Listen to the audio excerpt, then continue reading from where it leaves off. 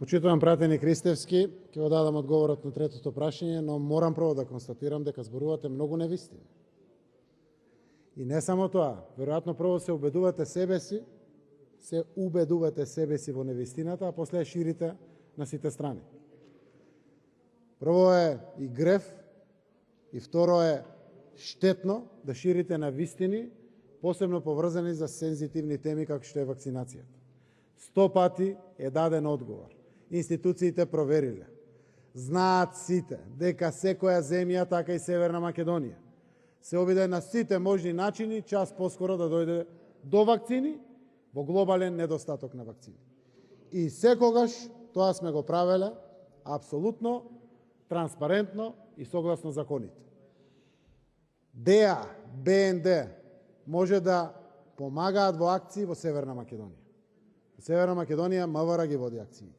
Како што нашите служби помагаат во Германија на БНД или на FBI во Америка и слично.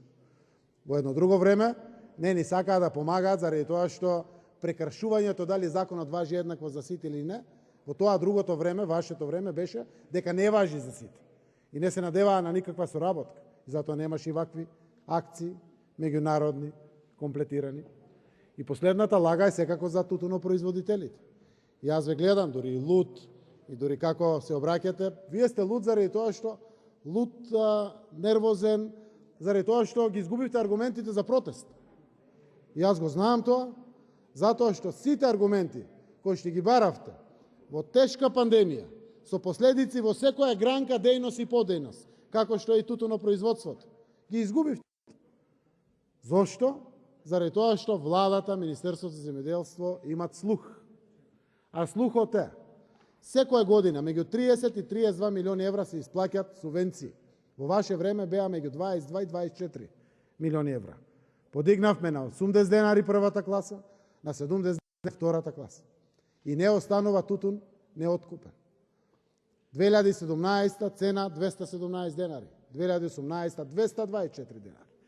2019 цената 220 денари. Никој пат немало такви цени. 145 беа, 165 денари, најмногу беа цените на тутунот.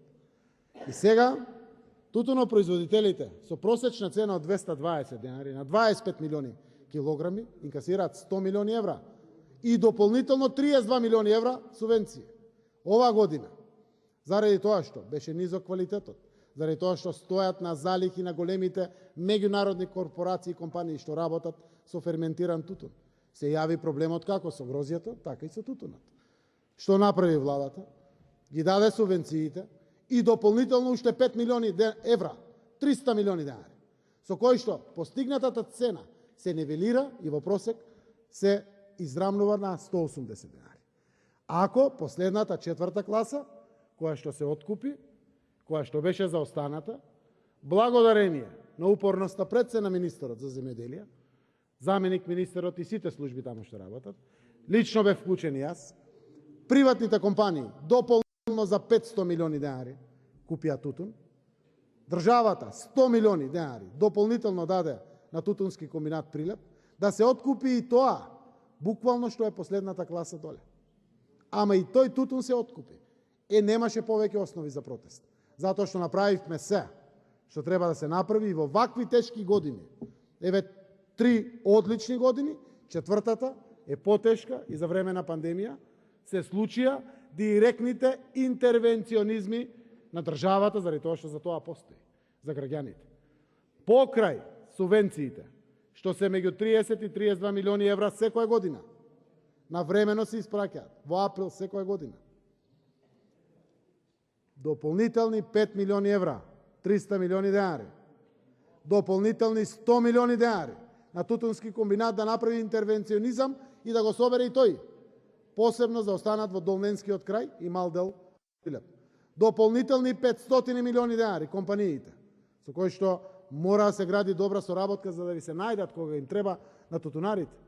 Го откупија целиот тутун. И навистина како со винското грозје, така и со тутунот. Државата истроши повеќе пари од вообичаено. Но нема дилеми, ги вбризга, ги впушти парите кај нашиот народ. Затоа што тутунопроизводителите, 80% од нив само тоа живеат. Како што и лозарите, 80% од нив само тоа живеат. Тие пари се враќаат назад кон државниот буџет, семејствата можат редовно да ги подмируваат своите домашни трошкови и слично. Каква политика водиме?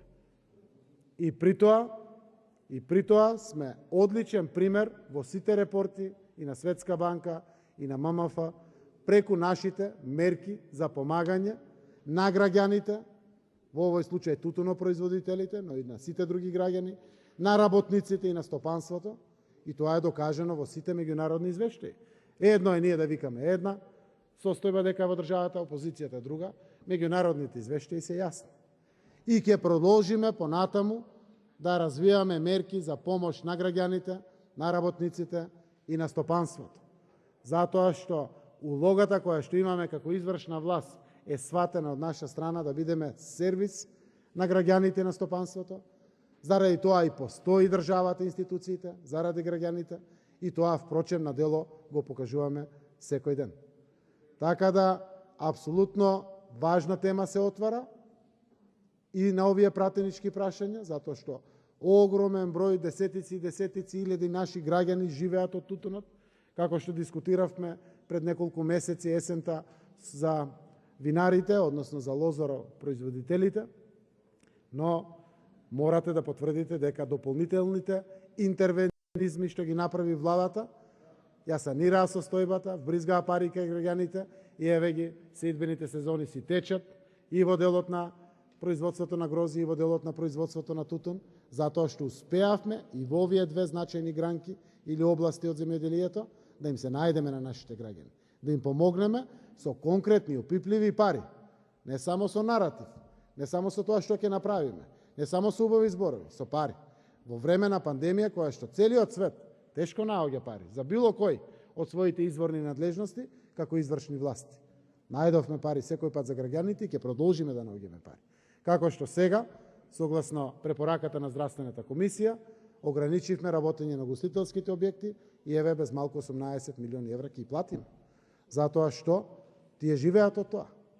Здравието е пред се и над се, но секаде тоа се алиментира, финансиски се плаќа. И ние го плаќаме до ден денеска. Фала Богу, се враќа назад кон буџетот, кон економијата, дава мултиплицирачки ефекти и ќе продолжиме на таков начин и да се однесуваме.